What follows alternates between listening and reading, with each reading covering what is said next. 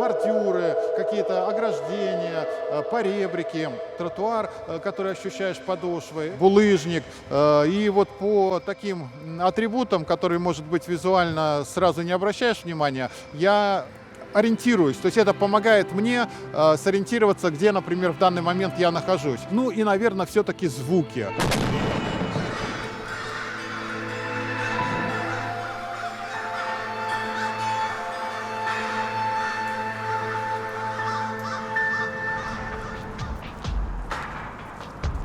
И несмотря на то, что у меня с раннего детства плохое зрение, но тем не менее оно было гораздо лучше, чем сейчас.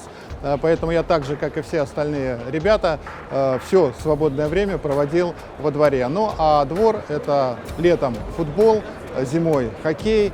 И таким образом мне удалось почувствовать себя в качестве участника футбольных матчей.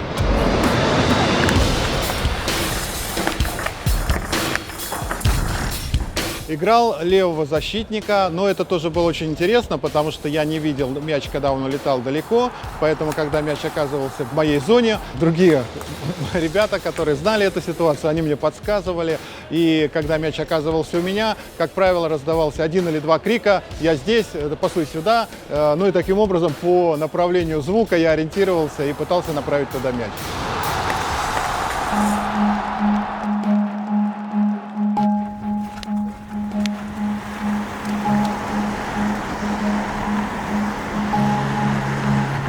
Сейчас я на стрелке Васильевского острова.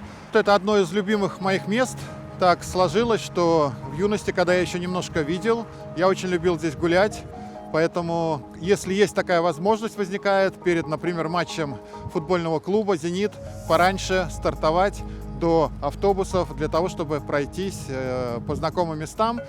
Сегодня я уже не могу визуально сравнить с тем, что видел раньше, но какие-то образы все-таки присутствуют, поэтому я немножко представляю, где хожу.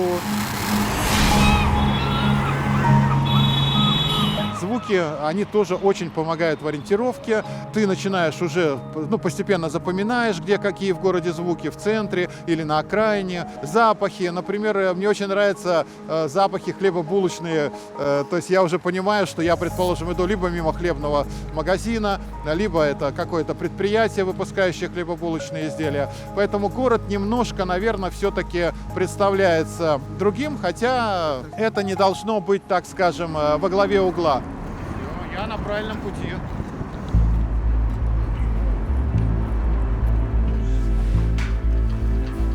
Слушай, а моя родная? А путешествие на стадион, это для меня, например, это как, не знаю, там, женщины ходили на охоту, наверное, в каменный век. Вот так же я сопровождаю своего супруга на стадион. То есть для меня это, в общем-то, положительные эмоции. Я должен сказать, что посетил практически все стадионы. И Сергея Мироновича Кирова неоднократно был, и стадион Петровский, тогда Ленина, и в стадион Кировец. Единственное, жалею, но не попал, это чемпионский матч «Зенита» в 1984 году. А так был практически на всех футбольных площадках.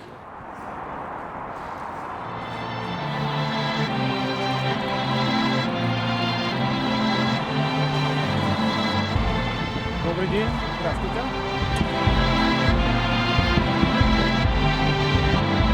Вся инфраструктура стадиона учитывает наши особенности. Есть отдельный вход для маломобильной группы населения, специально обученные сотрудники, которые встречают и при необходимости сопровождают до места. Здравствуйте. Мы встречаем болельщиков, проходим в гейт, помогаем полностью осмотр проходить, пробиваем билеты. Стюарды, которые находятся в чаше, они занимаются рассадкой болельщиков, рассказывают, что они могут там получить, купить какую-то сувенирную атрибутику, где можно покушать, где можно взять еду, ну и где проходят какие фан-променады. Все располагает к тому, чтобы люди с нарушением, в данном случае зрения или с другой инвалидностью, могли комфортно посещать стадион.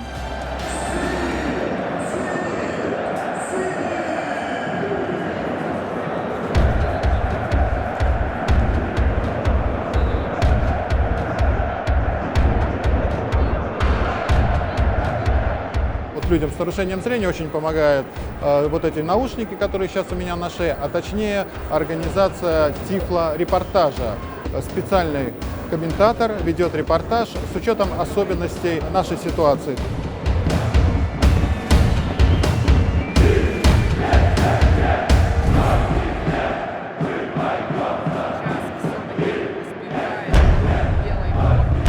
Точную передачу вперед. Сейчас есть шанс убежать. Контратака. Сарна разгон. На чужой половине поля. Борется с защитником. Прокидывает мяч на левом краю. Он убирает. И простреливает штрафную. Удар следует поворотом. Очень опасно, но нет. 40 метров. 35 метров до ворот. Играет на отбор. Вот пятый удар.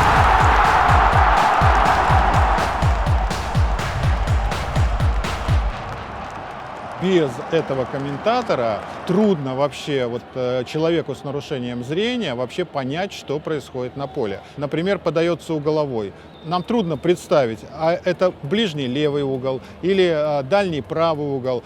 И комментатор, в чем профессионализм состоит, он говорит, например, это буквально под вашей трибуной, ближний угловой флажок, подача там идет туда-то, и комментирует, где примерно в штрафной площадке происходит действие. То есть какие-то дополнительные моменты, которые при обычном репортаже, может быть, не очень были бы и нужны.